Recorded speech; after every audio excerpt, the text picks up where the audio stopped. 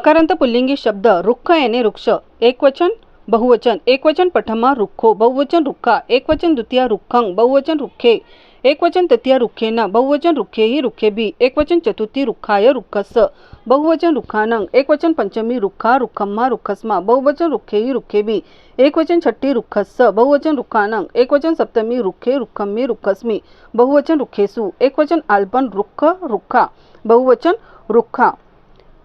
In पदों का अर्थ हिंदी में इस प्रकार होगा। एक वचन बहुवचन, एक वचन प्रथमा वृक्ष ने, बहुवचन वृक्षों ने, एक वचन द्वितीय वृक्ष को, बहुवचन वृक्षों को, एक वचन तृतीय वृक्ष से, बहुवचन वृक्षों से, एक वचन चतुर्थी वृक्ष के लिए, बहुवचन वृक्षों के लिए, एक वचन पंचमी वृक्ष से, बहुवचन वृक्षों से, एक वचन छठी वृक्ष का की के, बहुवचन वृक्षों का की के, एक वचन सप्तमी वृक्ष पर या में, बहुवचन वृक्षों पर या में,